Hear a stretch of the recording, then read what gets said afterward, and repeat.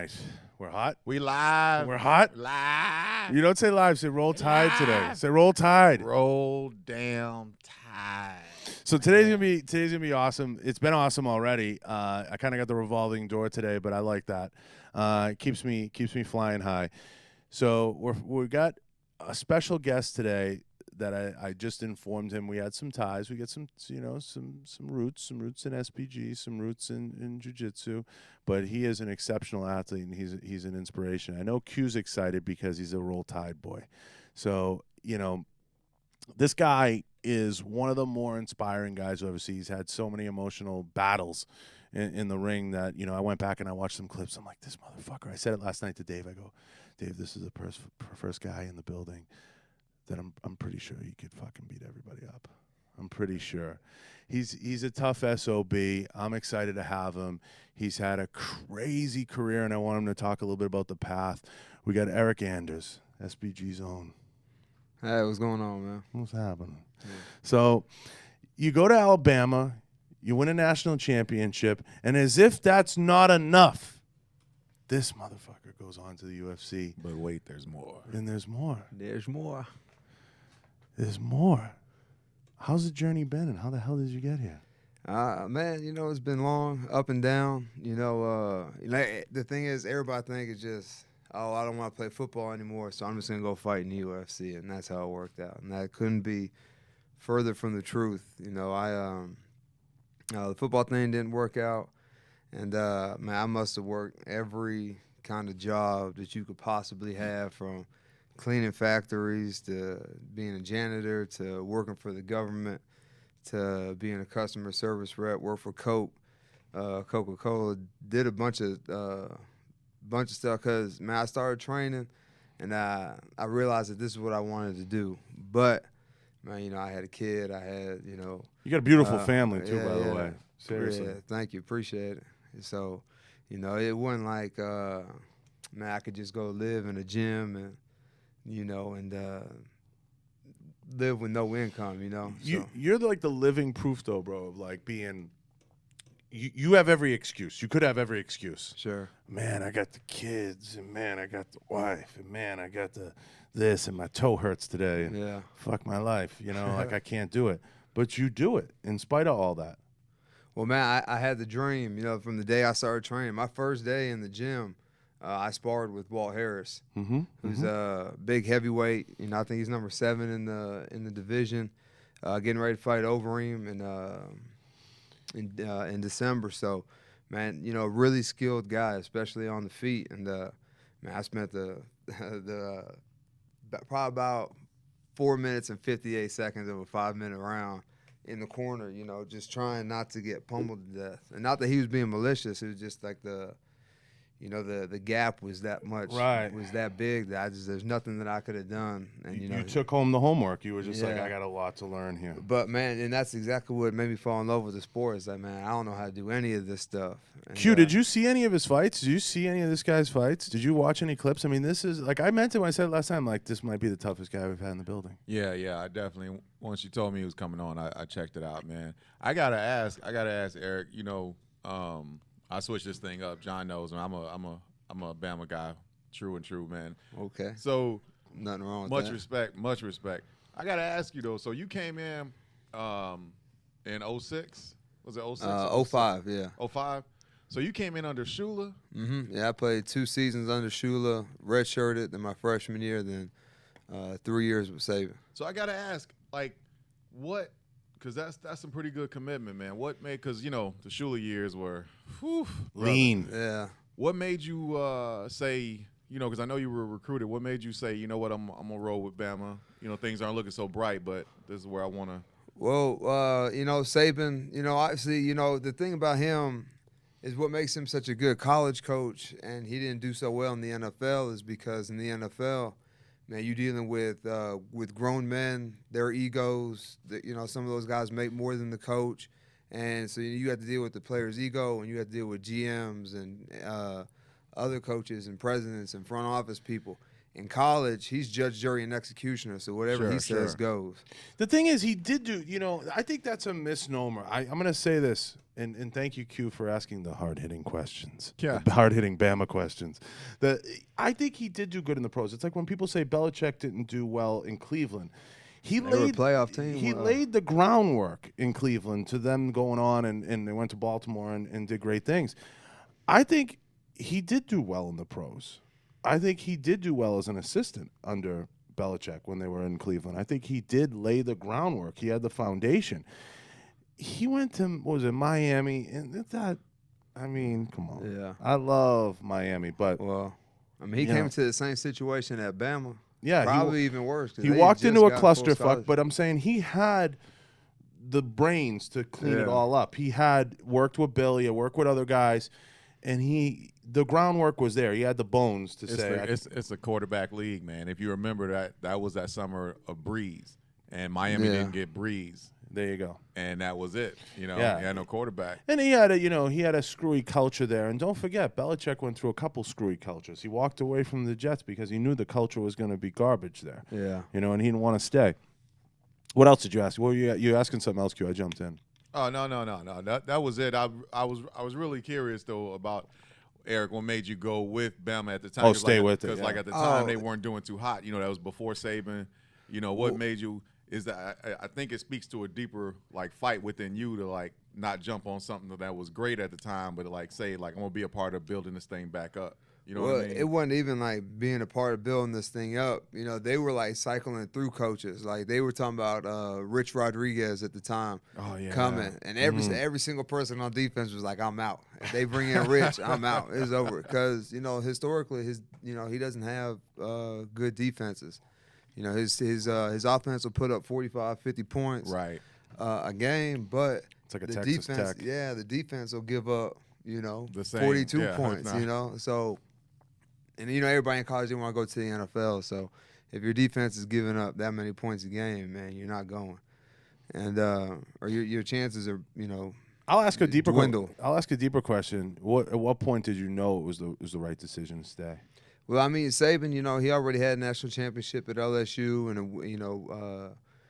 had put together a winning culture in Louisiana. So, man, we were like, man, we got Saban, man. He's a defensive guy. I play defense, so I'm looking at it from a defensive, point of view. So, man, his defenses were always awesome. He even played defense in the NFL and whatnot. So. I know he's got it together with the X's and O's on defense, so that's going to give me the opportunity to stay. And it's Nick Saban. He'd been to the league. Everybody thought that he would have the inside scoop, help people get drafted and things like that, just because he's coming from there. So it was funny. It just made sense to stay. Yeah, when I was at UMass, everyone thought that about Whipple. When Whip left and Whip came back, he was QB coach. You know what I mean? Yeah. And he was in Miami, and people thought he was going to get the job in Miami. I thought he would too, but then he left there. He came back to UMass for his second run. We won the national championship in '98 and went back twice. I think we played when I was there, and it's crazy. College football is nuts, and people don't realize you don't make no money. And people think it's a glamorous thing. Yeah. I played at Alabama. What does that get you when you're out? You still got to get a job. You still got to do your thing. You were drafted though. I got a free agent, deal with Cleveland. With Cleveland, and when you get there, and my brother-in-law had something similar. He went to Cincinnati out of UMass. You get there and you feel like it's not for you, or did you feel like, geez, I want to make this work? What's going through your mind being in Cleveland? Man, I was because it's Cleveland. I got this preconceived notion that you're gonna be like, I'm out. Man, you crazy. I didn't give a shit where I played. I was like, man, I got the NFL. That's when I started playing, that was the dream, to make it to the league, play 100 years in the NFL, and retire and never have to do anything again. Oh man. Obviously that didn't work out. But that's what was on my mind. I was like, man, I got to make the team. I got to do this. I got to do that, so that I can live out this fantasy I had in my head. We're all living through you, Q and I. Yeah. I had zero hope. Q had limited hope, right? Fighting to get to the next level. Yeah. We were all, we all kind of it's crazy. You know, when you grow up, you have that dream, right? And then you get there, and it's a little bit of a letdown because it's still more work. Yeah. That's the whole thing. Like, people think like, I made it. I done made it. Now the work gets hard. It's like when you get a black belt. Now the real work begins. Sure. You know? And, you know, you always hear that statistic that only 1% of kids who play football in high school get Division I scholarship, and only 1% of that 1% makes it to the NFL. But in my head, I was like, fuck that. I'm in that top 1%. I'm going to make it, and I'm going to play. Yeah, it's a different mentality. Yeah, so, you know, obviously that didn't work out. Went to Canada. Also got cut. So, you know, that was like, you know, 1-2 to the chin, bow, bow. Yeah. And now I played a year of arena football and pretty much just said, man, you know, if it's not the NFL, then I don't want to do this. Yeah, I thought I was king shit at UMass. Yeah. I thought I was king. I thought it was something. You know? Life has a way of humbling you like that. Always. Yeah. Of course. Always. But, you know, you look back and you have great memories because that's an amazing, amazing experience. And you know, everybody, you know, I know it's hard to, at a young age, to look back and start to, like, do that. You know what I mean? Do that soul searching. But you're going to have, your kids will grow up at some point, you know, I know they're young ones, and you're going to have those stories, and that's going to be something that's going to stay with you for a really long time. You can say you've been there, you've done it, you know. You wrote the check, you know what I mean? And you put your body through so much at that point. Yeah. Where the fuck do you get the balls to say UFC's the next step? Well, and so I came home. I was living in Alabama, and, you know what I'm saying, I was doing everything, just working. Everybody would always say, hey, we like that you're fighting, but, you know, you can't show up to work with a black eye. Yeah. And so I'd always be like, oh, okay, whatever, until, you know, I either got fired or found a better job. And so just piecing it together. Man, I just knew that this is what I wanted to do, but at the same time, I didn't have any experience, so I knew it may take a while to get to where I'm trying to go. That's what I struggle with. It's hard to humble yourself. Like, you were at Alabama, dude. You won a national championship. You got a ticket to the league, and then you're like, okay, now I got to go do something where I'm like zero again. Man, you know, it is what it is. You know, I kind of just said, man, fuck it. This is where we're at right now. It doesn't mean it's where we're going to stay. Because you know what it's like when you walk on the mat. Now, you've been in my studio, so you jaded for a second. Okay, you're like, all right, this dude, he's doing something, you know. But you go on the mat. It don't matter who you are.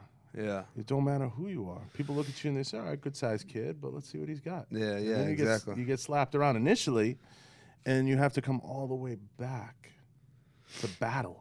Yeah, but, man, you know, that's kind of one of the things that lured me into the sport. I was like, all right, man, you can start from scratch, brand new. You don't know nothing, nada. And, you know, I grew up, you know, growing up fighting, you know. Fighting for food. Not even like fighting for food, but just because an argument on the basketball court or playing football, whatever. It is what it is. You know, it just everybody I knew growing up got in a fight at some point. And I'm the 5th out of 6 kids, so I was like, I know how to do this anyways. And then what'd your family say? Were they like, crazy? Well, man, you know, they know me, man. They know, like, if I say I want to do it, then I'm going to sell out and I'm going to do it. So they were like, oh, cool. My mom, you know, she gave me that long mom speech. She's like, I don't know why you want to do that. You're going to get your teeth knocked out. It's always the teeth. It always starts with the She was like, I paid for you to have braces and this, that, and the thing. And then it was like she was talking to herself. And then she just. It's true. The mothers always start with the teeth. And then she just kind of, in the middle of her speech, she was like, but you know what? Man, I know you're going to do what you want to do anyway, so just. You're going to get that tattoo no matter what. Yeah. I ain't going to stop you. So she's, you know, but, man, she comes to all the fights, man. You know, she loves it. Obviously, I'm probably doing a lot better than she may have thought or had envisioned me doing. Now, I asked you at what point you felt like it was the right decision to stay at Bama. At what point during the journey of fighting, and I know UFC just one of many leagues and you fought in a few, at what point did you know you made the right decision to fight? Was it going into like the Diego fight, which was super inspirational, dude? I mean, that dude's a savage. You'll get there, and you know you're learning, but you go up against him, man, and you fought your balls off in that fight, man. Yeah, but and he's a tough son of a bitch. Yeah, he is a tough dude, man. But and you know, highly skilled, man. You know, for a dude that size and move like that, and you know, throw the kind of techniques. Gave John Jones a run for his money, and that might be the best ever. He might be the best. And you know, people, you know, always ask me like, who you think you won in that John Jones fight? It's like, oh, I think he won. And I was like, oh, okay. You know, so To go it fight the was way close. you fought against Santos, as tough and inspirational as that was, and it was, because I watched that fight from start to finish before you came in, and then him to go up against John Jones and have the fight he fought, you got to be like, all right, like that would be the moment, like. And you know, even his fights on the way to the belt, I think, you know, not to my own horn or anything, but I think I gave him much better run for his money than Manoa and Yan, the Polish guy. I didn't think of it like that. That's true. So, you know, but man, his career has been awesome to keep up with. You know, I've seen him a few times over here at the PI, fixing his knee. And that's another thing about it, man. He gave John Jones a run for his money on one leg. So, man, you know, he's a super talented guy. I think if he tough. came at John a little more, you know, I know it's easy for me to say. You can tell me to shut the fuck up. Nah. Like I know, but I think if he came at John a little more, I think his game plan played into John a little too much. I think he was on one leg, so he was kind of like waiting for him to get close, and he would flurry him a little bit, and then wait for him to get close and flurry him. So again. you know the inside info, so it's like, you know, that didn't come out till after, I think, the whole leg thing. Yeah. But fuck, man, that's just too top. People don't realize like that's the top of the game. Yeah. That's the top of the game. What's the game plan now for you? Man, just keep fighting, keep pushing forward, man. You know, keep training. That's it. You know, I like fighting about 4 times a year. I got one coming up. That's a lot. Yeah. That's a lot. But man, I love training. Don't get me wrong, but I like training for a purpose. Like, okay, I was never a fight. practice or training Yeah. guy. Like I was the opposite. I wouldn't buy no books. Yeah. I just go take the test. Like Yeah. that's how I was. I would.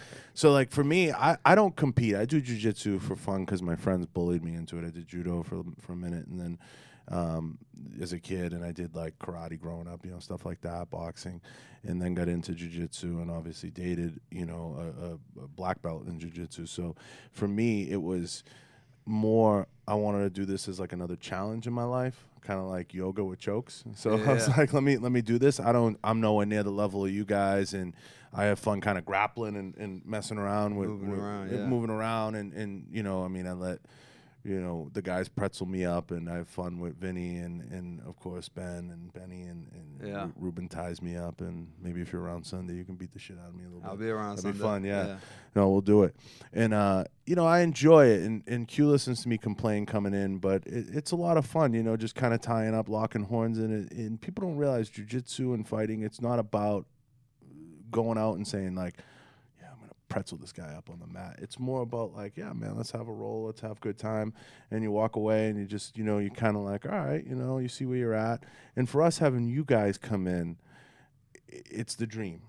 Sure. I mean that. It's the dream. It's like, hey, Eryk, don't buy this shit, man. Every morning this motherfucker's on the ground like, just shoot me, man. I'm sore. It's I true. can't do it. Just fucking put a bullet but in he me, show man. up. He show up though. yeah. And that's the thing about it, man. That's the thing. How you train so much. I'm like, man, if you show up, that's half the battle right there, man. Just walk in the door, you know, battered and bruised. Yeah. You don't go into it. What I'm trying to tell people is, you don't go into it like, you know, I'm going to get down. Yeah. Like, I'm going to get down there. I'm going to fuck Eryk up today. I do that to Ben. I do that to Ben now. Like, Ben will be like, you crazy. But Ben and I have that little bit of that relationship where I'll be like, I looked at Ben in the open mat last week. I'm going to go, come here. I'm going to fuck you up. And he's like, you crazy. Like, you stupid.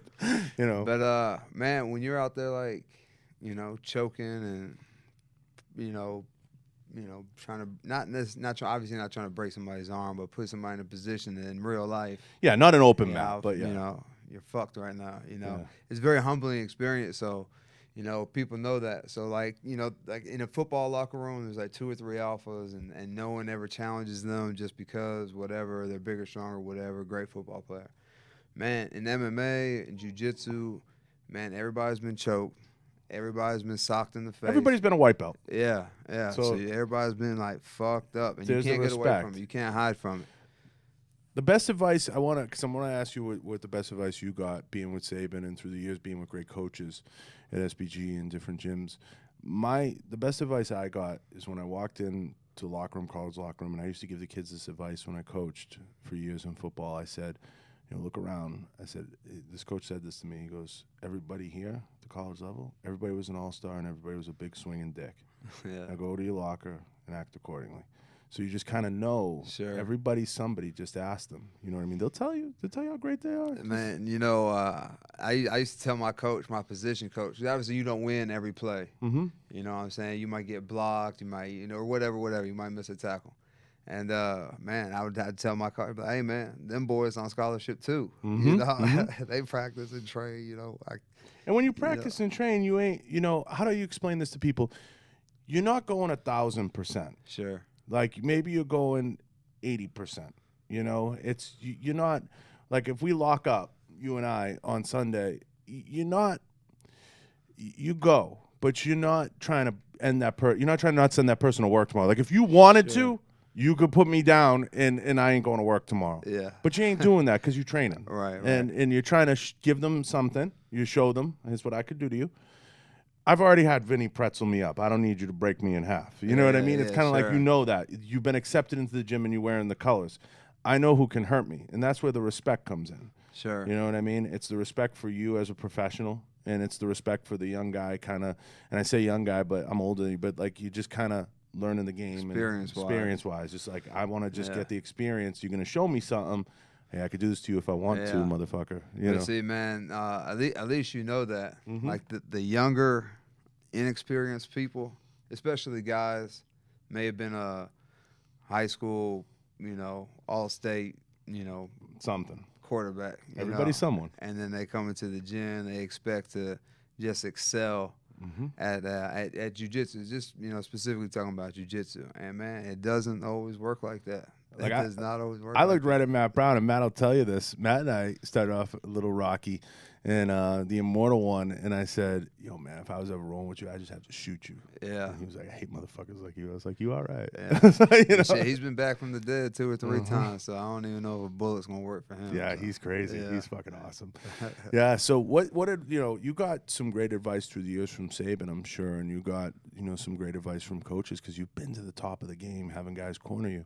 What's some of the takeaways, advice you've gotten that you would give to like a young cat coming in?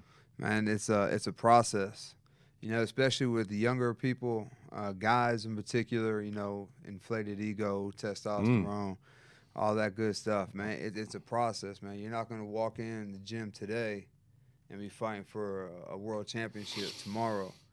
Man, Kamaru Usman, Israel Adesanya, man, those guys have been training. Daniel Cormier since birth, So, what you see at the top, man, there's so much more that went in to just that one fight to win the belt. So, man, you got to show up to practice every day. You got to do everything, eat right, sleep right, strength and conditioning. Yeah, I'd be the first to tell anybody, and I've said this to dudes that come up to me, it don't matter the amount of gear you do. It don't matter the amount of shit you put in your body. It don't matter, how much weight you lift. I'm living proof of that. I'll tell you right now. You go in there, there's technique, there's things you need to learn. It's like anything else on the football field. You can have raw fundamentals. You can run a 4.6 40. You can jump like a deer. Do deers jump? Yeah, pretty well. Pretty well. Yeah, that's right? a good analogy. Yeah. You can jump like a deer, but it don't matter. When you go in there, there's a new set of techniques. There's a new set of rules. Tom Brady's living proof of that. I hate to do the Brady plug, but Q, I'm going to do it. You got the shirt on. Yeah, man. haters. So that's it. Don't get me started. But it doesn't matter. You have to learn new techniques, new ways of doing things, and you have to re-humble yourself and reprogram your brain. And it's in that reprogramming that you'll find, as corny as this sounds, the salvation. You'll find that kind of next level. You'll get the glow. And also with MMA, man, it's forever evolving. Mm-hmm. You'll see somebody hit something stylistically, in a fight. Of course. Yeah, too. You'll see somebody hit some, some gangster shit in the fight, and the next thing you know, it happens more and more because people see it. It's like, oh, I like that. Now, so they study that, and then they, tailor it for their game. Every homie talks about wrestling. They talk about grappling. They talk about jiu-jitsu. What did you take from football to MMA that works? Man, I would say aggression. Everything in football is kind of, straightforward. And that's kind of how I move in a fight, man. I move moving forward always. And not necessarily looking to take one to give one, but I'm definitely, I would say aggression, and I would say posture. Like you just know how to posture yourself like an athlete. Sure. And that's why I try to tell people, they're like, oh, football must help. I'm like, not at all. But man, when I was at the PI just now, they had the UNLV basketball team in there. And I was like, oh, man, y'all learning to punch and kick shit? Yeah. I was like, man, some of y'all might need to look into this MMA thing when you're done with basketball, because not all y'all going to the NBA. Let's just be honest. And you ever see a hoops dude fight? It's like two cats going at it. But man, they're so tall and lean. So man, this dude was like 6'3", and he would be like a 55er. Kareem was a black belt. Yeah. Kareem was a black belt. Oh yeah, man. He in there in the Bruce Lee movies and whatnot. Yeah. Kareem was, but no, you're right. Just imagine if that guy fought. How much do you think he weighed? Let's just say he's a heavyweight. Man, he's 7 feet tall. Q, how much did Kareem weigh? He'd probably be a 205 though. Like a 205. You know what I mean? At that height with that, the reach would be crazy. The footwork, all that. So I was like, man, like Walt Harris, man, the fastest. He has to be the fastest heavyweight in the division. John Jones is tall because his brother Chandler is tall. He's a DN. At his heaviest, he was 7'2", 265. Okay, so he'd be a heavyweight. Yeah, but he was 7'2". Yeah, so yeah, that's what I'm saying. That's skinny, that's 265. Well, man, just imagine that dude in front of you on his jab. How heavy were you at your heaviest? 250. You were 250. So you went down as low as what, 185? Mm-hmm. Oh, I mean, that's just like my weigh-in day weight. That's not like what I walk around at. What do you walk around at? Like 225.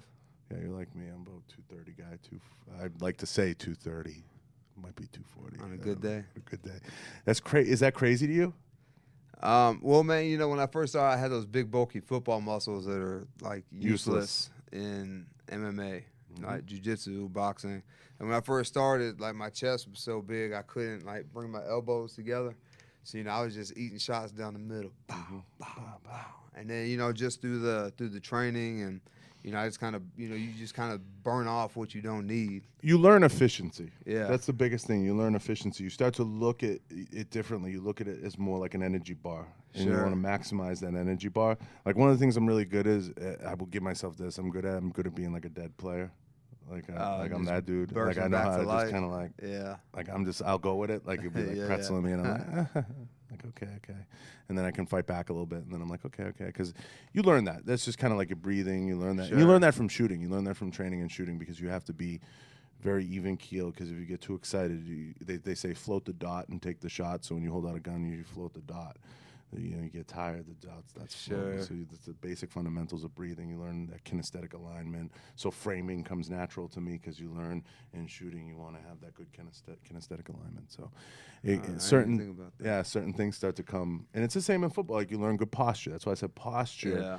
You understand posture, and that's important in fighting. Like, okay, give me a good athletic posture, and what is it? It's down in the bucket, like an athlete.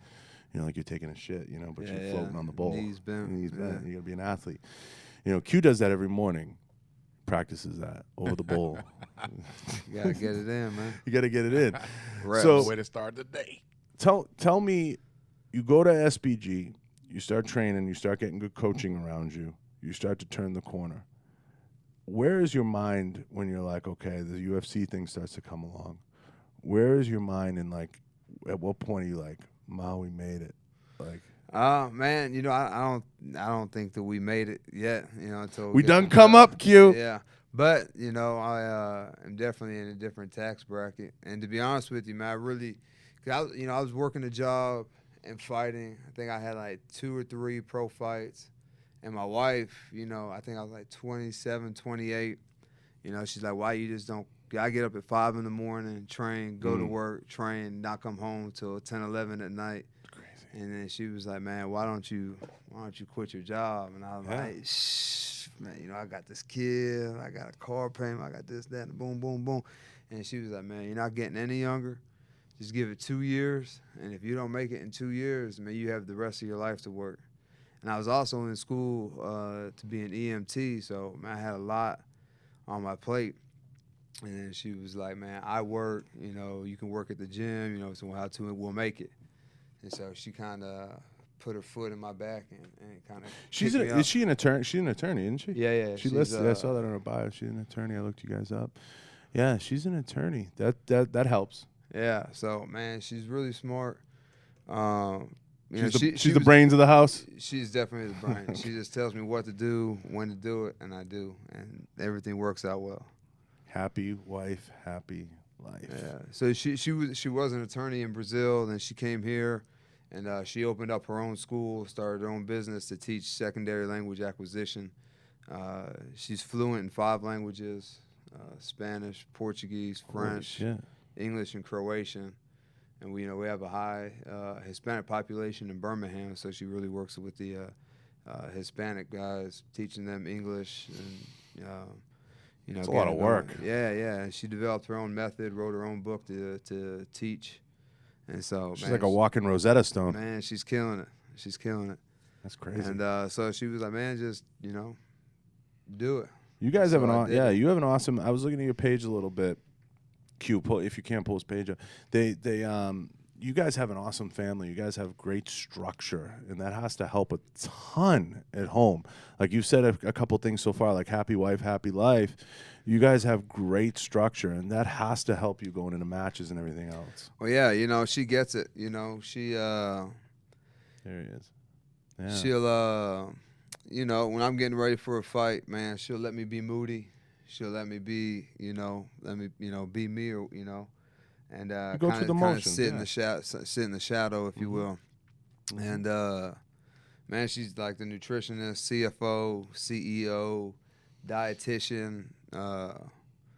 Man, she really, she does everything. I just literally eat, train, and sleep. And she trains her ass off too, right? Yeah. So not only does she run a business, but she competes in at a high level too. Yeah, fitness competitions. She's getting ready to compete in Latvia in November. So it's crazy. We're both kind of getting ready and prepping at the same time.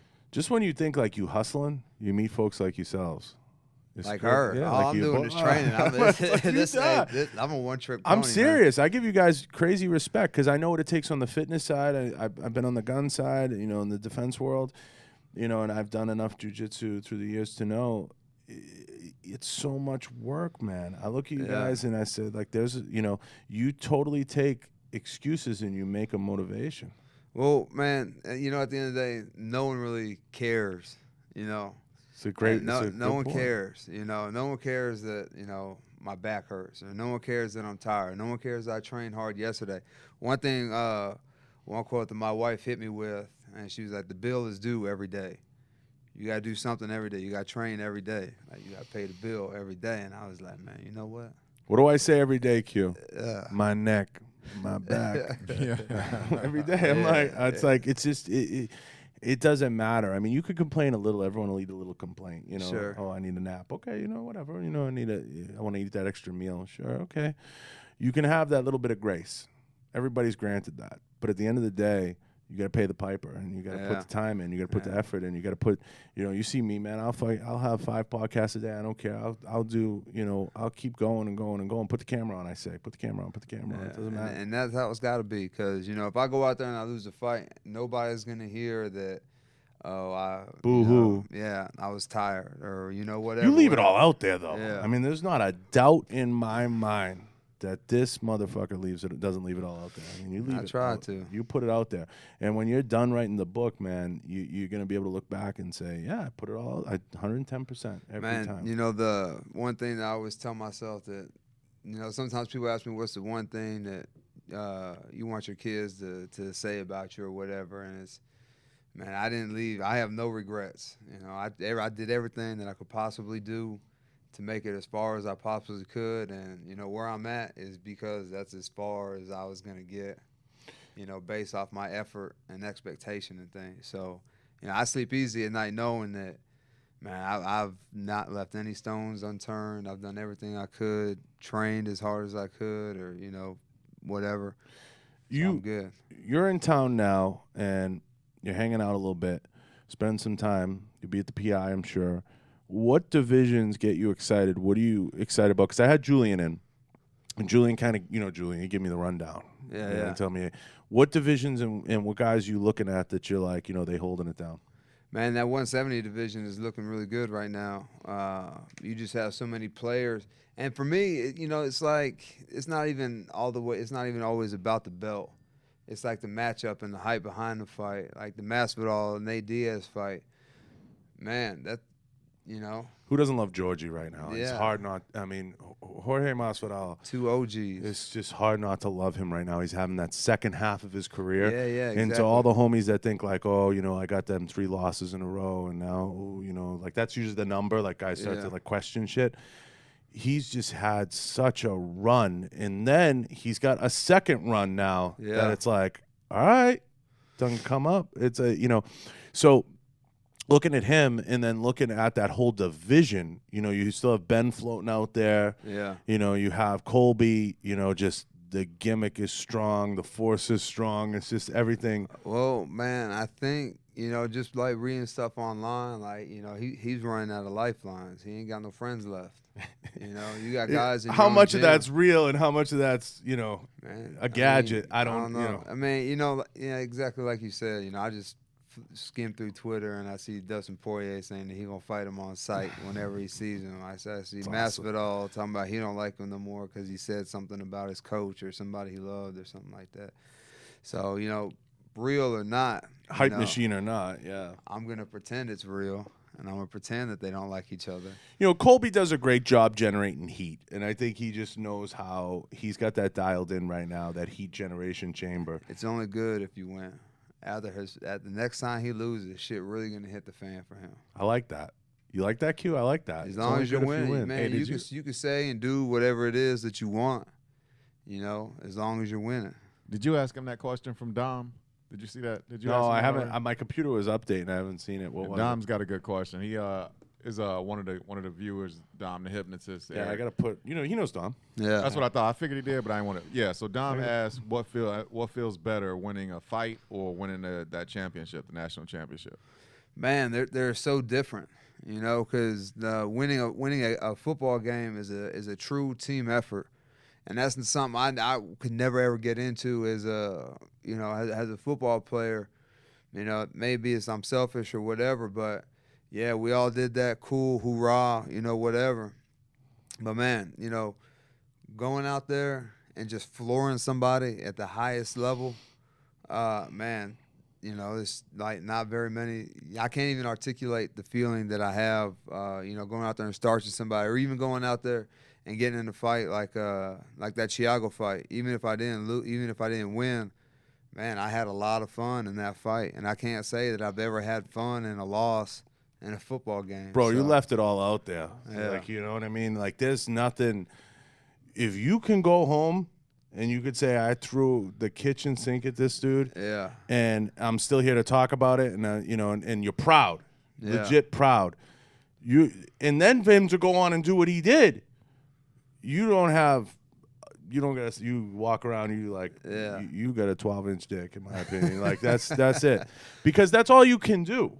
Yeah, that's all you can do, and it should. And you're early on. You know, you weren't like, you're by no means long in the career, right? You got an established career at this point, so you're like building the bones. People will look back on that and say, you know, okay, all right, you know, that's the come up. You're there. So for me, you know, I hit my pinnacle winning a CYO basketball tournament at 12 years old. I hit the I hit the top of the table at that point. Now, Eryk. Now on another note, now I'm a Bama fan, so nobody gonna know what we talking about, but me and you personally. Now, I know you were a kid, but how good did it feel to seal that fucking championship with that fumble, man, that sack fumble? Oh, man. Bro, I remember having a heart attack when you did that shit. Man, it was great. And it's funny because, you know, I'm from Texas. I'm from like 90 miles outside of Austin. Right. So for me, it was bitter, you know, fucking just so much sweeter because, man, Texas ain't give your boy a look coming out of high school. Oh, man. So I went all the way to Alabama. Oh, I didn't think of that. Oh, yeah. Good question, Q. Man, that's sweet. That was like the last game of my college career, national championship. You sealed it. Undefeated. You sealed it, dude. That fumble sealed the game, bro. Undefeated too. Yeah. And, you know, just, you know, whoop that ass, you know. So, man, for me, it was great. Yeah. No, it's all good. Who was the quarterback at Texas at the time? Was it?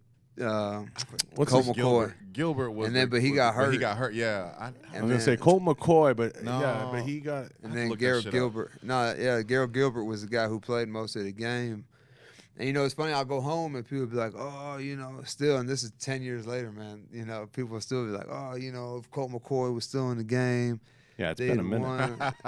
And I'm just like, listen, man. That's not how it works. Yeah, Well, our whole game plan was for Colt McCoy to keep him in the pocket because he was such a dual threat quarterback. Man, if you want to beat us, you got to beat us with your arm. So we didn't even rush or do anything, and then he gets hurt. Garrett Gilbert comes in, and he was happier than a pig in shit Yeah. to just sit in the pocket. And him and Shipley got on a you know, got together, synced up, and you know, we're kind of tearing our secondary up. And then when we start turning up the heat, man, they just threw in the cards, man, because.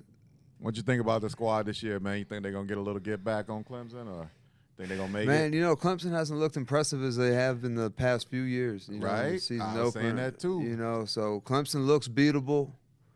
But at the same time, Bama's played Duke and New Mexico State, so that's not much of a gauge. I'm interested to see what they do with South Carolina. You Is know that who what I they? mean? Okay, Like, I was trying to figure out who they had this They're week. at South Carolina, so Yeah. I expect them to win. Yeah. But I want to see what kind of win. You know, Yeah, that will yeah, tell yeah. me something. Man, and you know, a I little bit. want to see Bama establish the run a little bit more, man. You know, they I they think got the line is giving them some trouble. The offensive line, But man, they have a slew of running backs. They're all big. They're all strong. Man, just till the offensive lineman get in the way of the other guy of the defense, Yeah. and just let those guys, you know, figure it out after they get the ball. You know, So we'll see what Bama does. you're a college. You go for college football more than pro. Man, you know, I don't have a pro team. I just kind of watch the guys that came from Bama just because, you know. Yeah. Give me a reason to watch. Q and I have this debate, and it's similar for me. Growing up in New England, in Boston, you don't really have a college team. I mean, you have BC, but you know, BC's kind of like, you know, it's like a thing, but they've never been higher than what, top 5. I think 5 was the highest rank. Yeah, who was the quarterback? It was Man. Matty Ice. Was it Matty Ice? Yeah. Yeah, Matt Ryan. That's right. When Matt Ryan was there, when Flutie was there, I think they finished 6th or 7th when they beat Miami in that Hail Mary game. I think it was a Cotton Bowl or something. They finished that high. When Matty was there, and it was Coach Jags. They finished top 5, but that was the highest they've ever been. So for me, it's like, how are you going to compete in a college, being in a town we're in? We're a pro town. You know, Yeah, 100%. You have the Pats, you have the Celtics, you have, you know, all pro teams. You have the Red Sox. Forget it with the Red Sox. I mean, forget it. So it's a pro town team. So I always, you know, rooted for New England through the years, but everybody around me grew up Giants fan because the Giants were always nationally televised. People don't realize that about New England. That's why when everyone's like, oh, you must hate the Giants. I'm like, you hate the Jets. You don't hate the Giants, because when we were kids, the Patriots weren't televised. Yeah. It was always Giants, Giants, Giants. You got a dose of them. So like a lot of my family members, the older ones, they were Giants fans. Not to say in 2007 and 2011, I think it was you didn't hate the Giants. You hated them for losing that game, especially the way it happened. You were miserable. I know. Fuck me. I know. But but it's, you know, I know what you're saying, because you really didn't have a pro team, you know. And but you know, the cool thing about playing at Alabama is there's none of that. There's Alabama. It's the complete You're the opposite. star. It's Alabama and Auburn. The closest professional sports team is the Atlanta teams. There's not even a closer college level team. Auburn, but you know they're. I'm saying, but other than football, like there's not hockey. Nah. There's not. I guess Auburn baseball is decent, right? Did they Bo go? Jackson played there. Yeah, They were good. I think. I don't know. They went to their basketball team good. Auburn's basketball team good. Yeah, this year. hoops are good. They may went to the Elite Eight. You're the or star. something. I mean, Yeah. that's like, you know what I mean? The whole state, you know, other than Auburn, like I'm saying, football's the star. Football first. Football's the Football star. reigns supreme for sure. Supreme. Yeah, it's a You know, unique state. you do have other schools like UAB, Alabama State, things like that, but Forrest Gump went there. yeah, he did. Ran back kicks and everything. He played for the Bear. Yeah, that's kind of fucking awesome. That's kind of cool when you think about it, right? He won a national championship there, didn't he? He kept I running. don't know if they won a national championship. He just kept on running, though. He just kept running, man. He just kept running. Is there like a picture of him? Is there anything there? Nah, No, it's that. not, they I don't haven't spoof seen- it. Nah. They don't spoof it. They should. But man, Bear Bryant, Yeah. you know, It's crazy. is a legend. I think they should do the Forrest Gump thing too, man. I think they should too. They should put Yeah. like That would be like them taking themselves seriously, but not taking themselves. Like, it'd be a funny spoof. Because who hasn't seen Forrest Gump? Yeah, you know what I'm saying? Like they should have like an honorary locker. Yeah. Oh, that'd be hilarious. You know That'd be Like, what that number would was be, it? I feel like Saban that'd would be do cool, right? I think he was I in don't the know, four. man. He's kind of a no-nonsense guy. I know, but like I feel like that would be a little like nod. Like he'd be a little And like the guys that are there now, man, you gotta remember, man, those guys are, born in Young like 1996, whippersnappers. 1997 or some You and I shit, were talking about that the other day in the context of Brady. That's what's crazy. So it's funny you bring up the age thing. There are guys, and I do want to ask this being a New England guy. There are guys right now on New England that were like 4 years old when Brady won his first championship. Really? How crazy is that? Because he won in 2001. Think about that.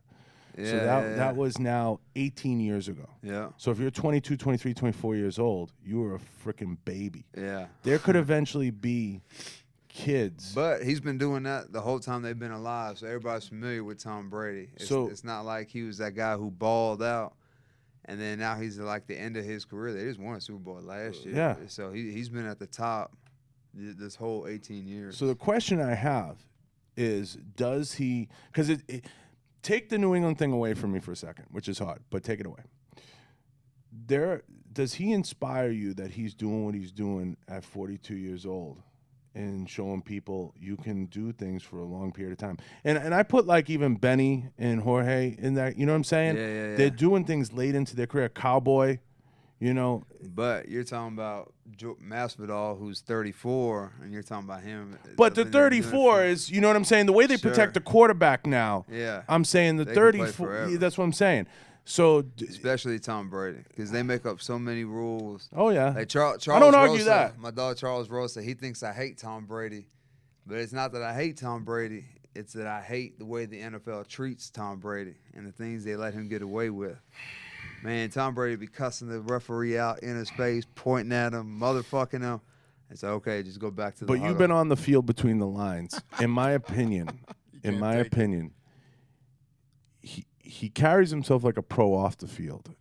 He's earned that on the field to a point. Same set of rules Eryk, for everybody, man. But Listen, it's man, the tough quarterback rule. position. I agree that they baby the quarterback position. No, they baby. Yeah, the quarterback, but especially Tom Brady, golden child. Man, listen. I see it as Peyton. Peyton set the tone for that. Hell nah. Peyton got away. Peyton got away with murder. I mean, and then that motherfucker was like Papa John's. Like Peyton got away with murder. He did what he's supposed to do. He transitioned. Yeah. Tom Brady don't have to do that because he has like 2% of Kraft's business. He took a pay cut, but they gave him 2% of the company. He made a deal. So he really didn't with the devil. He said, "I'm gonna play till I'm 50," and that's the way it's gonna be. Cool. He's just, but the way he trains, is that all? Like, do you look at that at all? Because I do. I'm like, motherfucker, like he trains and eats and carries himself totally differently. Yeah, man. I think people are buying in now. People are looking at it, but yeah, I think that to perform at a high level for a long period of time, because man, when you're 20, 21, 22, man, it didn't matter what I ate, drank, and you just want to rip weights. Everything. Yeah, I was just treat your body like a sword. 2 hours. Yeah, but now I'm a little bit older. I'm 32. Man, I can tell when I've been eating pizza and when I've been eating salads. I can tell. Wait till you're 35. I'm 38, so yeah. wait. It's you have to take care of your body and you have to be able to perform for a long period of time. You're entering the prime now. Like for a man, 32 to 35. I thought people were crazy. I thought 35 was old. Yeah. I was at my strongest, most physical, because your bones start to harden. Different things happen to you that you reach a point. 32 to 35 is a sweet spot. It really is. And now they're doing all this research with what to eat, when, and how to recover. I think recovery, especially for MMA, has been the part, especially when I first started. Man, there was no recovery. It was train, work, train again. There's no emphasis. And then, if you get some sleep, cool. Listen, I'm a little older than you, so I remember, I was in high school. There was no water breaks. I was pre-Corey Stringer. Yeah. So right. I playing in New England, just as New England was getting like good, like it became like even at a high school level, like there was like a thing. Not like Texas, but it was a blood and guts tough. I played both ways. I remember triple sessions. Triple sessions don't exist anymore. Yeah, they can't even have 2 of those anymore. Triple sessions don't exist. I played in Q. Remember, Q did it. Oh God, I couldn't. When they went away from 2 a days, I was. Yeah, I was like, come on, man. You gotta let them be tough a little bit. We had triples. We had no water. I remember this. And then Corey Stringer died. God rest his soul. You know, and it all changed. Then there's like I remember coming back to coach because it all happened when I was in college. First of all, college was like going to I feel like I was in like, whoa, like this is like Hollywood. Like they carry you to the field. Now you have to take care and coddle. Does that bother you at all? You see that? Like, because you kind of lived through it a little bit. I mean, I think every generation is a little bit softer than the previous generation. Like your dad, I see that picture of the guys who built the Empire State Building, sitting on a cross beam eating lunch with not tied off to anything. And obviously, like, obviously things have to change because they don't know what they didn't know. Like with football, the big thing was concussions. Man, no one knew that.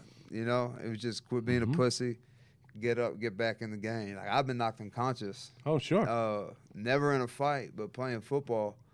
And man, no one said anything. Yeah, I lived through water break. I lived through water breaks and triple sessions. You went through the concussion thing, and the concussion protocol came in, and we're seeing it evolve. I'm fully expecting to forget where I live in the next 5 to 10 years. Yeah, man. I absolutely believe concussions. From playing college ball. Yeah, I don't regret none of it though, man. Fuck no, it paid for school for me, so I absolutely believe like that the concussion thing is real, 100%. Yeah, absolutely. And there's science and studies that back it up, and I don't have them all in front of me. But Jason Harrison, who owned Sika and Kuyu clothing, he killed himself. He took his life because of concussions, and they tried. They went through, that he went through that. He played for the Broncos for a minute, and then he started a hunting company, and the industry lost a great person because of that. The NFL lost an awesome human being in Junior Seau because of that. Yeah. And Junior was like so alive, and it's a real thing. Does that scare you at all with fighting? And do you nowhere near that point? But do you think you'll know when to step away, or will you be 50 and you'll be like, I'm getting back in the ring? I mean, just like most athletes, we all know how this game ends. Yeah. Man. We all know this ends with several losses in a row, and then you just kind of, I just can't do this shit no more, kind of thing. So I've accepted that. It is what it is. So, man, whatever, man. I'm happy when I'm training. I'm happy when I'm fighting. So I'm gonna ride this till I'm either not happy anymore or the wheels fall off. And I think I know which one is gonna come first. Right. Them wheels are gonna go rolling all the way down the street. You'll be like Forrest working at the PI, and then you'll be like, I'm coming back for one more. Yeah, no, I ain't gonna be no one more, man. I think once you tell yourself it's over with, man, just let it go and be over. The best advice ever written and published is you gotta know when to hold them and know when to fold them. Yeah, but man, how many athletes do you know that all right, this is it? I can only name 2 or 3 athletes off the top of my head right now. They're retired in their prime, and it's not because they didn't love the game. I think some walked away too soon. I think Jim Brown walked away too soon. Jim Brown. But you know what? I think Barry Sanders. I think that shit is trending, Eryk. Like you look with Andrew Luck. With Luck, and then even before him, remember Patrick Willis. Yeah. I couldn't believe he stepped away when he stepped away. Yeah, but man, you're talking about guys who have serious injuries, man. Patrick Willis was getting beat up since he was in college, man. Yeah, I remember when I was in at Bama, man, this dude came on the field with a giant Q-tip on his hand. Like this whole hand was wrapped in because he had broken his arm, and he was still out there. I disagree. Yeah. Oh my God. I disagreed, and it's hard because I'm not in his shoes and I'm not in his family's camp. But I disagree with the Andrew Luck thing. I think he should have either taken a little time. He should have got the team through the year, give them time. He didn't give them time. And with the amount of money they had invested in him, it's hard. I get it. You could say, John, you don't know what you're fucking talking about. Well, man, Andrew Luck, he's been injured his whole career. So, man, I'm sure he's at his wit's end, man. Yeah. I'm sure it's a pain in the ass to always walking around. But I guarantee with a major injury. He could have taken. So he could have said, I need a 4 week. I need some time. Put me on IR, and I'll come back, and we'll see what we can do. But I'm done. and they would have been like, "We'll take you any way we can get you," because Yeah, he's that sure. talented. Sure. So I feel like he did them a little bit of a disservice. It's easy for me to say. You Man, can say I'm sure that he had like some kind of conversation, discussed to every scenario. allude that I don't think he just like call out, man, fuck it, especially in the middle of a game. Right. I don't think he just said, man, I'm done with this shit. I think that. Yeah, we don't know what way, Yeah. and it's his privacy. It'll never be written. But, like, I don't think we'll know. But I think some guys did retire. I mean, Barry Sanders, I would have loved to see a couple more years. But playing in Detroit, I get That's it. what I'm saying, I man. He was so always close to getting breaking cracked. the record. Oh, Yeah, man. the record. Like, he was so talented. Like, being he a kid could've watching broke him the run, record. you were just like, you were in the schoolyard, you had the hutch football, you were like, Yeah. I'll do a little move like Yeah, that. yeah, like, yeah. I'm Barry for a minute. No, you ain't. Like, Yeah, you know what not I at mean? all. Then you got clothesline. But think about how close he was to setting the record, and then he just said, man, you know what? Fuck it. I don't need it. I'm out. I The wouldn't problem- be surprised if Luck comes back like The- in a year or two. I Yeah, really the wouldn't. problem there with Barry, we all get it, is Detroit. He went through a revolving door of coaches that was Even a Calvin miserable- Johnson. Why did Calvin, that same yeah. thing. Yeah, Detroit just runs it out of people. Jim Brown, I mean, Cleveland was loaded. And I get, what I Yeah. understand about Jim Brown is back then they weren't making the money they're making now. So Yeah. it was kind of like he had an opportunity with his career with movies, with stuff like that, like Marvin Hagler had.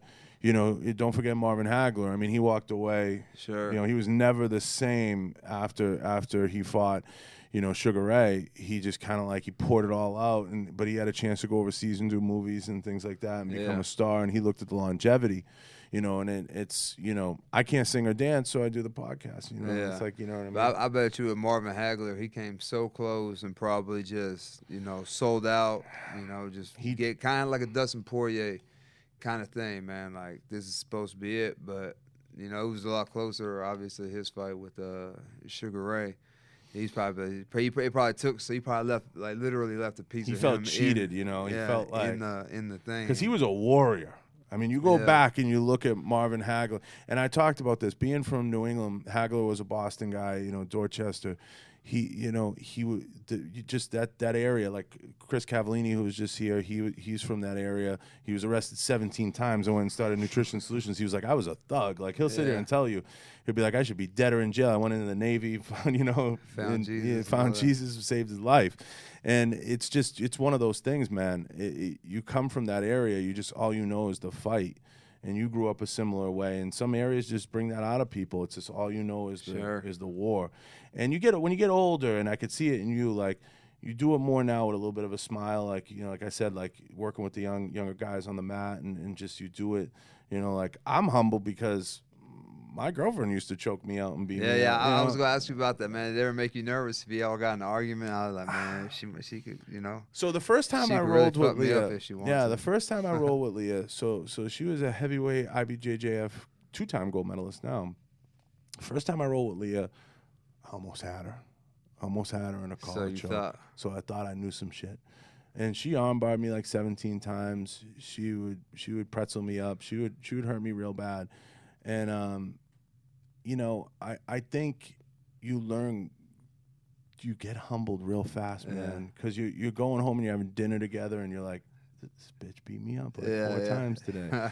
And I love her to death. Yeah. She's a great person, a great family, great person. Nah, I she say is a great person, She's a for sure. great person. There's not a doubt in my mind. Anything she does, she's gonna be successful. The hard thing is, it's like when you're trying to build a home and a life with someone, and they do jujitsu. It's very. You have to set that all aside, man. When you step on the mats, and you have to learn, you have to understand, you have to respect the trade craft. Right, you really right. do. And you go through that in football too, because you're like, why is this guy, crushing me? I'm 250, he's 250, we collide. Yeah, but this isn't like my wife or girlfriend or significant other. Yeah, That's another grown man. mean- I get it. He gonna win. So he go. I go through it with Tony on the range, because Yeah. real world tactics with Tony. Tony and I run drills together. We'll do side by sides. There's stuff, and there's stuff because of my athletic background, being in football. He'll tell you, in a straight line, I'll win in a race. I'll win by a step. But I also ran a 4.6, 4.7 40 in college. Like that just doesn't go away. Yeah. You still have a step. You know what I Sure. mean? Am I still that? No. But am I still quick off the blocks? Yeah. Like you just have that with you. Sure, that and little burst. Yeah, we took a video I'll always challenge guys on the range. I'll be like, you want to race to the target and back? I'll do it right now. But I'm the fastest white boy you ever lay eyes on. I'll tell you right now. But it's just with her, she always had I don't have to tell you, she did seminars in your gym. Yeah. She always had a very deft touch coaching. She always had that ability to be like, I'm going to win. Yeah. Well, you're going to learn. You're going to learn. So to say there was a couple nights where I'm like, this motherfucker, like, what, but I'm gonna let it ride though. Yeah, I'm gonna let it ride. But you have to, choose your battles. I guess it's a mentality, like you said, happy wife, happy life. But you learn too that the struggle teaches you how to win in the end. And it's like you get a humbleness that comes over you, or like it's almost like a chill. Like it's just like, I'm gonna let it ride, but I learned today, and I'm gonna learn a little more tomorrow, and I'm gonna learn more next week, and then, they say every 20 pounds. I used to say every 20 pounds is a belt. That's what they say, right? Like every 20, 30 pounds is a belt. Yeah. With the exception of black belt, you got to take black out of it, but because there's just some guys that are killers, and no matter how many pounds you have them going around, you ain't winning. Well, man, the thing is with jiu-jitsu, man, some of these kids, they're 16, 17 years old, and they've been training since they were 6, so they got 10 years in the thing. The reason why they can't be a black belt or whatever is because of their age or whatever. Yeah. And one time I went out to California to do Worlds, and sometimes they'll start them at blue, like if they have that, if they're at that high level, like when they hit the age, they'll start them at a blue. I've seen that. They'll be white for like a minute. For sure. Like my kids will probably never wear another white belt. They're 10 and 8, and they've been training, or at least been in the gym since, they were like 2. And even though they're not participating, they're watching. And so they imitate, and that's how they learn at that age. So they're not getting physical reps. They're getting, like, mental reps. What's more prestigious to you? Is it the black belt in jiu-jitsu, or is it the national championship? Man. I don't want to put the UFC title in there. I think that, I feel like I would have worked harder for my black belt. But, man, if you train long enough, you're going to get a black belt. It doesn't matter who you're getting it from. If you put the time in, you're going to get it. You can put all the time in the world in football. That doesn't mean that your team's going to win a national championship. That's a good point. So, I only had, 4 years to win a national championship. Tight window. Through coaching change and, all that other good stuff. Man, I got the rest of my life to get a black belt. Eventually, I'm going to put one on. Like, I still train. I do the gi, no gi, all that. So it's not always guaranteed. Yeah, give me the belt. Yeah, I mean, it's not. If you stay in the same family, if you stay like with SBG or ATT or you're at 10 Planet, I would say that you're not. If you stay, you'll get it. But if you change, it gets harder. You know what I mean? You know what I'm saying? You got to break in a new area, but time. And I'm sure each coach, instructor, what have you, has a different, criteria for their belt and whatever. Like, I'm sure getting one from Marcelo Garcia isn't the same as getting one from Vinny. Jiu-jitsu is probably the most prestigious. Like, when I came here, I asked around, and I had told Leah, I said, I'm going to go to 10th Planet. And she's like, I don't know if you'll like that culture coming from SBG. I don't regret it for a second, because to me, where I am, I mean, Montana will never be accused of being a hotbed for jiu-jitsu. Sure. I would say it's, like we talked about this with a bunch of people, I would say Montana, that Renzo Gracie in New York, Miami, obviously, Cali. And we talked about it. Georgia's up and coming. Georgia's right there. The 10th Planet's there. What Sean's doing, some of the guys there, the SBGs, the 2 of them. There's some hitters there now. Sure. They're like stand up and be recognized, especially what you're doing in that gym, because they were kind of searching a little bit for an identity post, Connor and right. But Georgia's crushing it as a region right now. Would I put them in that top 4 or 5 yet? I don't know. They're there though. But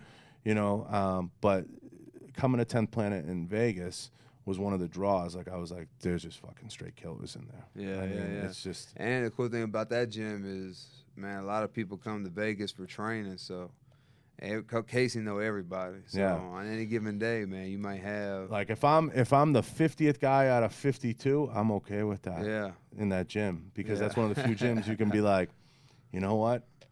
I'm all right with that. Yeah, you know, sure. because there's just straight killers in there. Do you feel like when you go to different gyms that there's certain gyms that like, yeah, he might be a blue belt or purple belt in that gym, but damn, that gym's loaded with killers? Man, have you seen that traveling? Sometimes, but not necessarily with like a gym, but with a person. Like sometimes, man, you get a hold of one of these kids, Finish a who's roll, a purple belt or a blue belt, and man, they're so technically sound and know like their depth of knowledge for the sport. And you know, especially out here on the West Coast, man, it seems like there's jiu-jitsu competition every weekend. So they're getting a lot of competition reps, there's a lot of training reps with a bunch of people in and out of town and consistent training partners and whatever. So I just think it's a little bit different everywhere you go.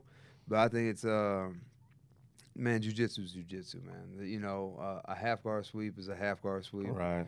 You know, there's just They say at that different Henzo detail. though in upstate New York, there's like accountants in there that are killers. Like there's like doctors. I bet. Yeah, they say I there's bet. just like just But because. that's their atmosphere, man. They got a lot of guys who compete, so like they probably roll harder. They probably train a little bit harder.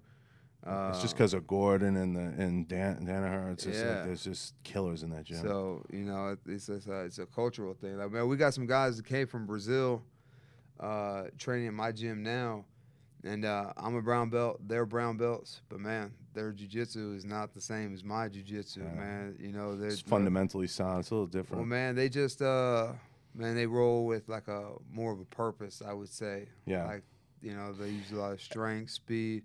When I was learning jiu-jitsu, man, I just felt like I was stronger and faster than everybody, but I wasn't getting better because I was relying on attributes. So whenever I do jiu-jitsu, I try to take the attributes out, so I'm learning like the technique and I can roll with everybody. Like I went through Gracie GST, and I'll say this: like Gracie GST is similar to SBG. SBG is a little bit of a system. At least it was in Montana. It teaches like a system-based. Sure. You know, you go from the lower level to the comp team. It's a system-based jiu-jitsu.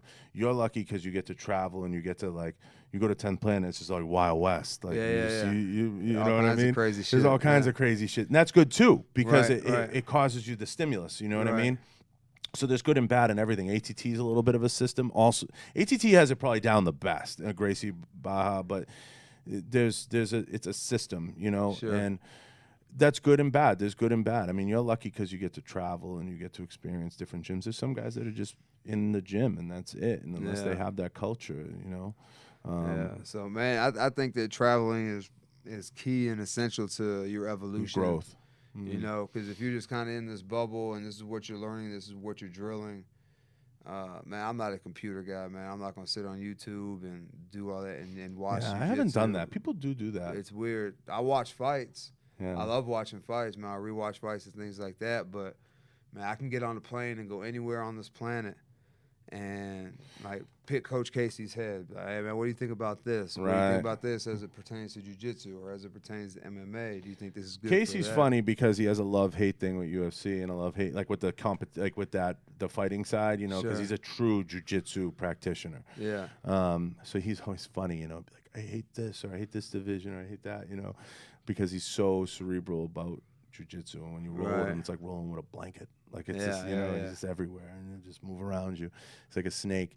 It's crazy. Jiu-jitsu is a lot of fun like that. It humbles you. But yeah, I mean, Leah humbled me a lot through the years, I you know. bet. Man, there's always dudes be like, man, I could kick this, and can't no woman kick my ass. I'm like, man, I beg to differ. Yeah, I she's beg the to one. differ. I mean, there's some fucking females. there's on what this planet under will what is tie your ass it? in She a would knot. say it. There's like 250 or less female black belts, and she was heavyweight and a multi-time gold medalist at IBJJF level, and she is in rare. She's just in rare company, and she's at that age and stage of the game where she just knows enough and still strong enough to roll with anybody, you know. And also the cool thing about the IBJJF, they have those master divisions too. So even when you do get a little bit older, man, you don't have to roll with that 20-year-old, you know, motherfucker from the there's middle of always nowhere.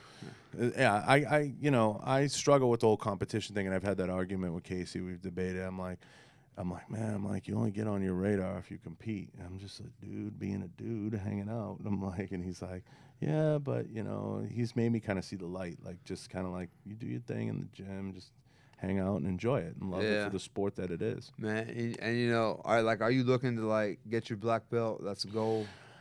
You know, Ruben's talked me into that, and Leah did through the just stay with it. I look at it more as like I just stay with it, see where it goes. Yeah. You know, I mean, I just kind of enjoy it for what it is, and I'm not at that point where you can't look like that's like to me. You're at a brown belt, so you can look at that. That to me is like the ocean. Sure. I just got to look at the lake now. Gotcha. I'm just like, you know what, Sunday maybe I'll get a roll with Eryk, and that's cool. Yeah. Like if I look beyond that, you can still have a goal, man. I mean, I want my black belt. Of course, it's gonna take.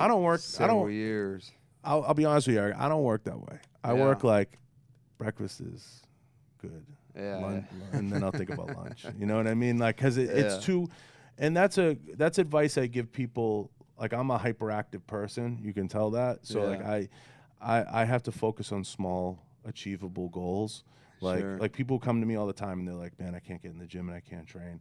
I'm like, well, why? And they're like, dude, by Wednesday I quit. I'm like, so why are you trying to train Monday, Tuesday, Wednesday? I'm like, just forget about that. Start with Tuesday, Thursday. Yeah. Make that the goal, you know, because you're an accomplished dude, right? So for you can look beyond. You can be like, I want the UFC belt. Yeah. You can think like that. Well, man, I think, some people's brains can't get there. Man, I like to do like short term, mid term, long term, like goals that I'm achieving, you know, a month or two. But you have the intelligence to get there. I'm not that smart. Yeah. You know. And I'm with you on the breakfast, lunch, and then like, what am I gonna eat? We'll figure that out. Let's just get through this. But like the main goal, like fighting, obviously, man, that's my life. That's my livelihood. That's how I provide. That's how I do all that other stuff. So of course, boom, here's the goal. That's what makes you a pro. For stuff like that. You're at that pro level where you can think like that. Yeah. I always tell young cats. As far as what I'm gonna do on a daily basis, I'm gonna train. At some point, I'm gonna do something, you know. But it's not like. Let's get to the juicy stuff before I cut you loose. Who do you got this year in college? Man, Take Alabama out of it. Take Alabama out of it. Man, LSU has been playing really well. Man, I think the Oklahoma's definitely gonna get. I'll tell you what. Let me give you my top four. Give me a tell you. I think it's going to the playoffs. I'm gonna write this down, Q, because we might have to play some action here. Man, we're gonna get Bama, Clemson, Oklahoma, and man, I want to say Georgia or LSU, but I don't think they're gonna have two teams from the same conference ever again. Let alone two teams from the same side like they did. I think that was 2011 where LSU played man. Bama. If they get two teams to the Georgia's SEC ambitious. championship undefeated. Yeah. Man, if Notre Dame fucks around and has a decent season, Notre Dame. I gotta put them in though. I know I'm putting them in. I would have put them in. I hate Notre Dame. I hate those motherfuckers. Yeah, just because I'm like, man, pick a conference. Right? know? They know what they're doing. Yeah. They don't want to get in there because They should have a just. fucking I loss. think they should just make a Catholic conference or a Christian conference or something like that. I think so. Throw them in put the BC, put Notre Dame in Big it. Ten or some They shit. should have went in the ACC or Big Ten a long time ago. I could see the ACC. I could see that. That's But ridiculous. they're right there in the region. Yeah, Like, I I could don't see get. ACC. Obviously, like region doesn't matter anymore because Missouri's in the SEC. Bro, can you pick? I could see like I'd love to see like That's a weird, right? like a religious conference like BC, Notre Dame, it's at Southern Method, SMU, BYU. and BYU. Like that'd be kind of cool. Eryk, can you picture fucking in the playoffs Oklahoma and Bama? Oh, man. Jalen Hurts. Oh, Man, listen, man. I think the dude is gonna win the Heisman this year. I think he's gonna win the Heisman. I got nothing but love for him, man. Me neither. I got nothing bad to say about him. Just because, man, he's such a dynamic player, and they don't play no defense in the Big 12. None. Give me your NFL top four. Patriots number one, obviously, and then from there it's really kind of. You got New Orleans. I love New Orleans this year. Dallas. No, not Dallas. Dallas always finds a way to shoot themselves. I in the know, foot. but I see if want Breeze's to see. arm I can want to keep either up, see man. Breeze and Brady or Patriots and I Dallas. don't know if Breeze got the arm. That arm was dead. At the Nah, end New of Orleans last is year, loaded man. this year, man. They were last They're year, loaded. but that arm was dead at the end of the season. Stop it. You're embarrassing yourself talking like that. Patriots number one for sure. That's the only record Brady will never have. Is What's that? Breeze's yards. He'll never pass that. Man, fuck that. He got rings, man. He got rings. I don't care about passing championships. But once you get once you get one ring, isn't it enough? Hell no. Hell no. My man got 5. I just want him to say it, Q. I just want him to say it. He's got 6, but who's counting? 6. Okay. All right. Who's counting? Might get 7 this year. Who knows? Oh, they're gonna be a video game this year if Antonio Brown can get his act without together. injuries. There's no stopping him, dude. Is Josh Gordon? Is he suspended or anything? Is he No, playing? no, he's he straight. caught a touchdown. He had Oh, almost he's like straight 100 yards then. and a touchdown. Oh, man, they get him and AB on the same page. I love Josh. Josh. You know, I love But Josh my dog, Gordon. listen, man, my dog just caught that sexual assault, dog. They not messing around with that kind of stuff in the NFL. Everybody's getting grabbed now. You don't want to know what I think, brother. I go, you gonna speak your opinion? No, I need to see like I just know that he got like the crazy thing about the Patriots is the Patriots do these sleeper moves. Like they dealt away Demaryius Thomas quietly to the Jets, and they pick up a pick. They do shit like that. That's like super under the radar.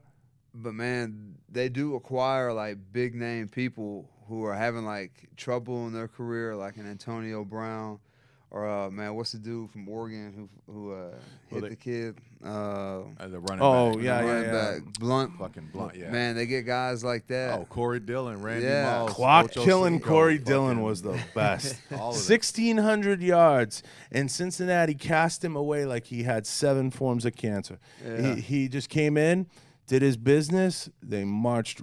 That was the best Patriots team ever, 2004. That was the best team. They were loaded. Several. They were loaded. They were stupid loaded. The defense was loaded. They might be the best secondary this year they've ever had. Yeah. Mixed in with the best receiving core, even better than the Moss year. Moss was the best superstar they ever had, hands down.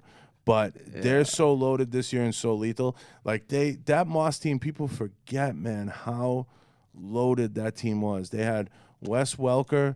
They had that other receiver. What's his face? You know who I mean? They had like people riding the bench that were I like. still say that's the best team ever, regardless. They had of Junior Seau coming off the bench, fucking around. Like that's just like, you know what I mean? He was just like bona fide Hall of Famer. Like I'll play a few downs. Even though they didn't win, I'm still putting them up. I mean, they ain't gonna never be my '85 Bears. That team in the '98 Vikings team that didn't win were the 2 best teams ever to win not win a championship, hands down.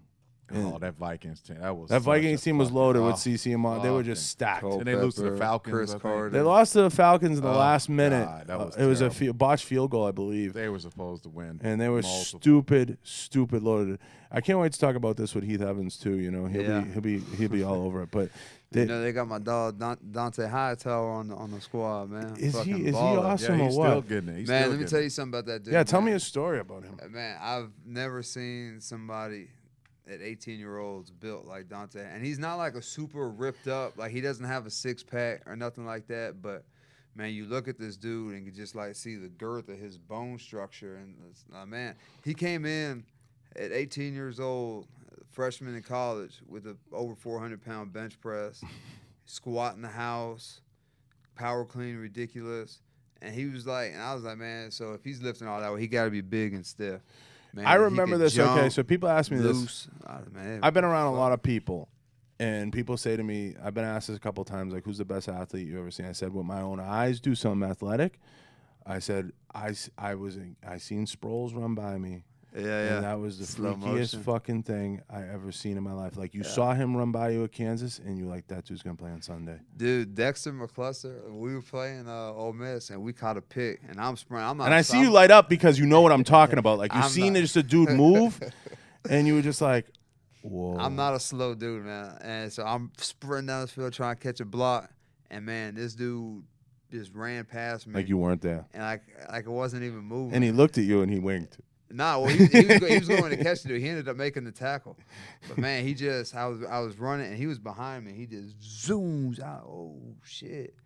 I just went ahead and took There's it to the always that sideline. moment. Man, it's a wrap. I tell people all the time, I seen Sproles run by on a kick return, and I remember being like, It's a flash. and I'm talking about, like, you might have to take the field against that dude, and you're like, no. Yeah. No. Like that's, like, people know what I'm talking about.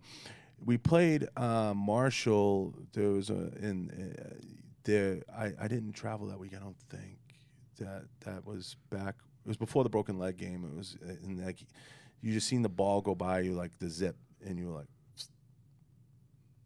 that just happened. Yeah, Like yeah. stuff like that. Like you see shit like that happen to you in front of you. I'm talking about like at the field level, and you're like, God damn, like that's legit, you know, and stuff like that. Like, you know, and then you get to doing jiu-jitsu and stuff like that, and you see, you know, Ben Saunders hit a move. And Yeah. you're just like, Vinny was the same. Vinny was that way. Vinny hit a move on me one time. I was like, all right, I just gotta leave now. Yeah. Like I've seen it. But man, dudes like that, you're gonna get fucked up. So It's just- like man, Vinny be hit me with some, you know, off the wall shit, and I just, you know. But he might be the best jiu-jitsu guy. Shrug that shit could, off yeah, and he keep could be moving. the best jiu-jitsu guy on the planet. I mean, that's Yeah. real. Like I'm, Yeah. you know, pound for pound. I know, you know, Gordon Ryan. Like, you know what I'm saying. But like I'm saying, like you're in that space now. Yeah, You're yeah. in that real space. He's hitting flying fucking, you know, arm bars and shit. Like, you know, but it's crazy, Q. I know you know what I'm talking about. Like when you see athletes and you just see some freaky shit. Like I never seen Bo Jackson at a field level, but you just see some shit. And you're Oh like, yeah,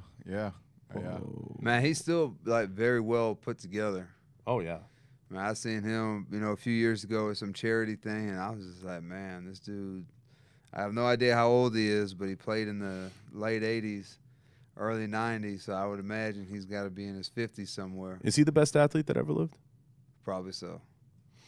I would have said Dion. I put Dion a C hair above him.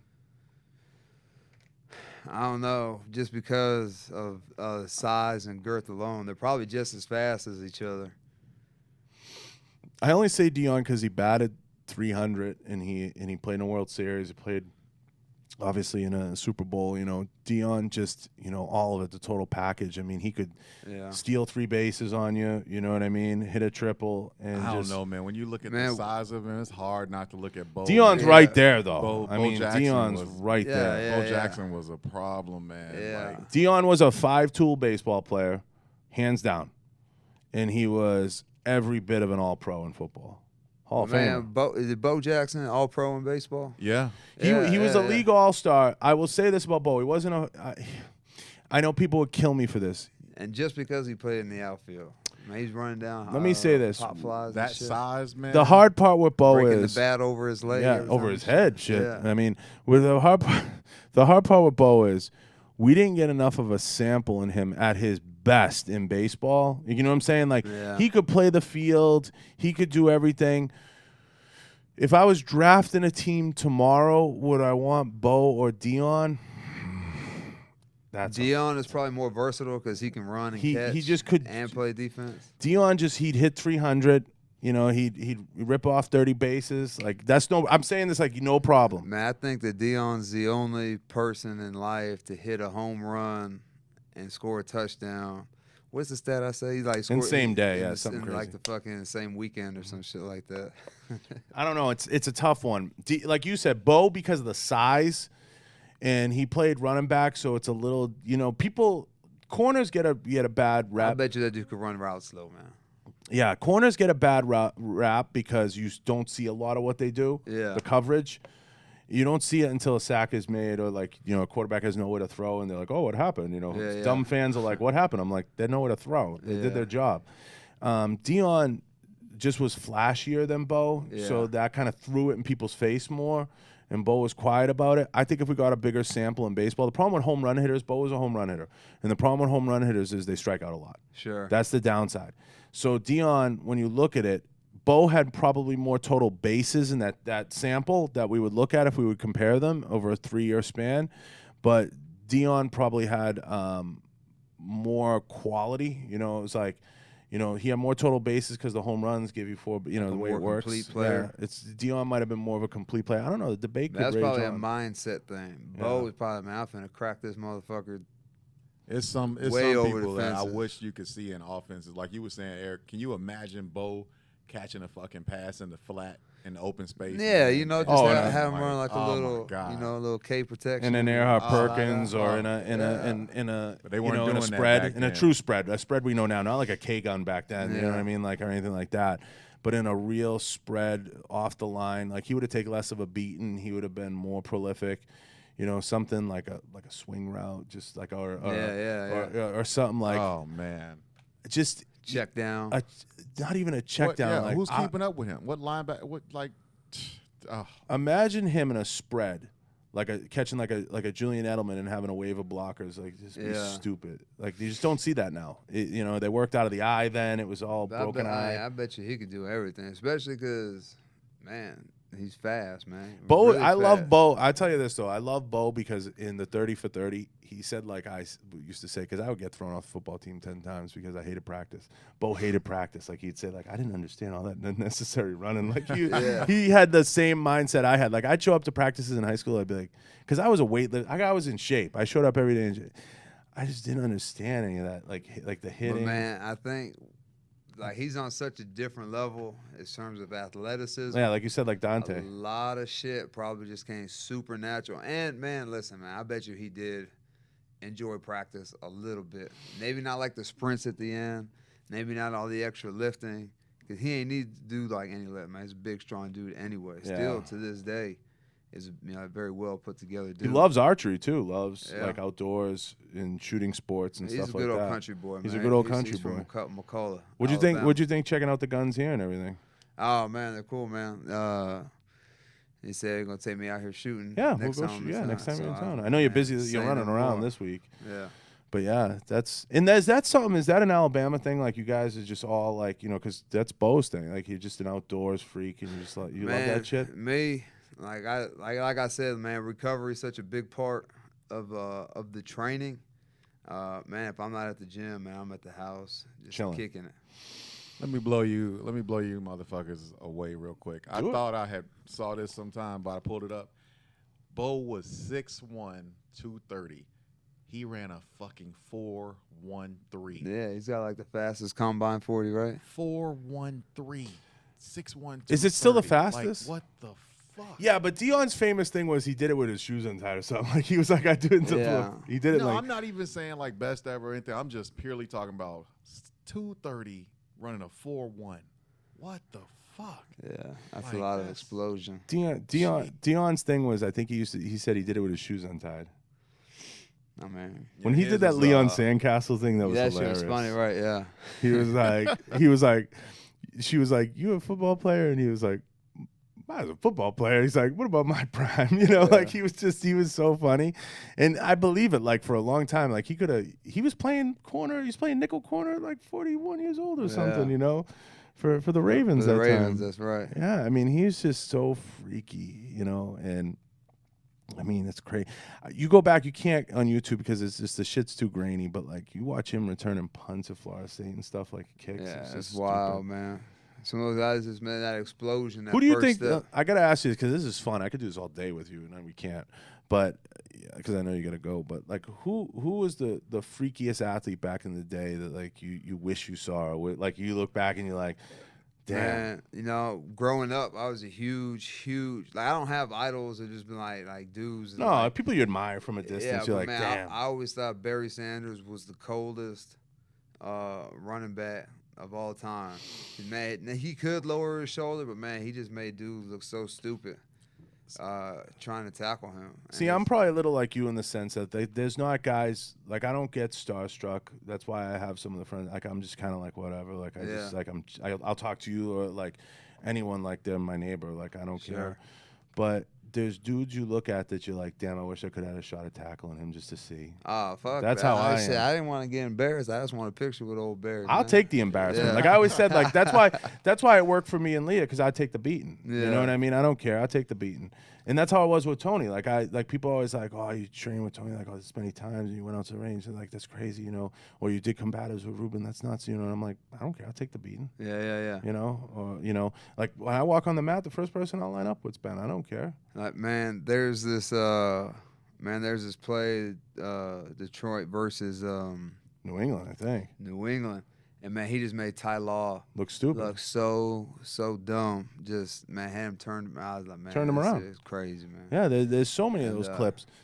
Yeah, I wish I'll say this. I wish I could have fully appreciated. And Q knows what I'm going to say once I say it. I was too young.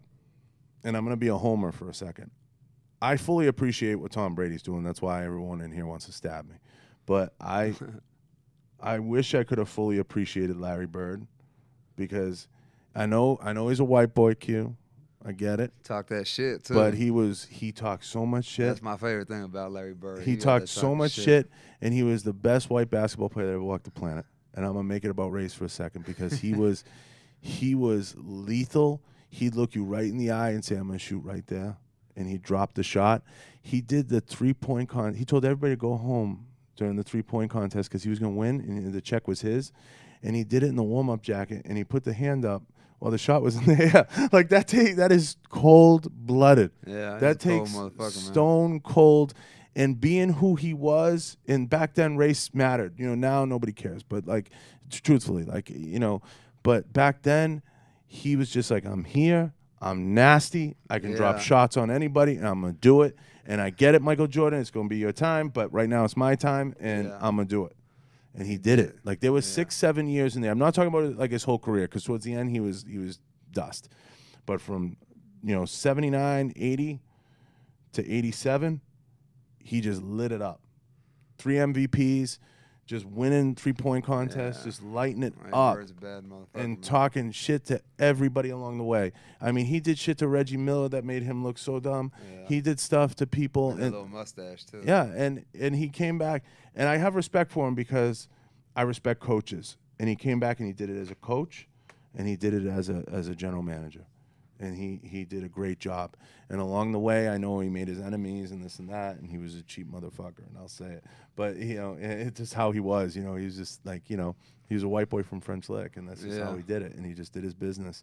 But he could drop shots on anybody. You pull highlights up of him, and he was just boom, boom, boom. And he threw passes. And everybody said it. They were like, we didn't fear anybody but Larry Bird. Yeah, and they were just like, man. Just because he make us look stupid. And Magic used to say it all the time. Magic was the best player in the world. There was no doubt about that. 100. He was the best player in the world. But Larry would come in and be like, fuck you. Yeah. And in that's how you have to be as sometimes I'm never the best athlete, but, man, he just has that competitive mindset. And in 84, that series, you go back and you watch that 30 for 30, the Lakers and the Celtics, and they just had wars from 81 to 87. Yeah. And the Lakers took it. They had better. 86, the Celtics were unstoppable. That was the best team ever. They were unstoppable. They were 40-1 at home. They were unstoppable. They dropped one game in the Garden the whole way through the playoffs. Shit. They lit everybody up. They destroyed Houston 4-2 in the playoffs. Didn't even matter. And they just destroyed everybody. I mean, the margin of victory was like 20 points almost every night in the wins. And they were just absolutely lethal. They had Bill Walton. They had Danny Ainge. They had McHale. They had Parrish. They had everybody. And then before that 86 team when they had Cornbread, I mean, people forget how good he was. Q, he was nasty. And Larry was just in the middle, just like, phew, phew, phew, phew.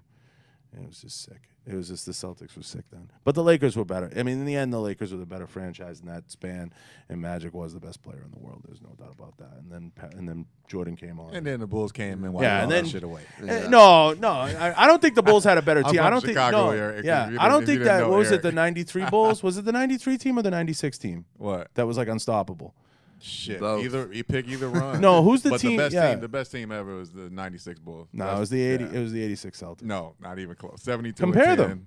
It's been done. The records are the same. Go compare them. It's been done over and over. Because the Celtics going into that season with the Bulls. 96 Bulls are the best. They only lost one ever. game at home. Both teams only lost one game at home. I don't know, man. I think the Golden State in past recent years, man. The competition isn't there.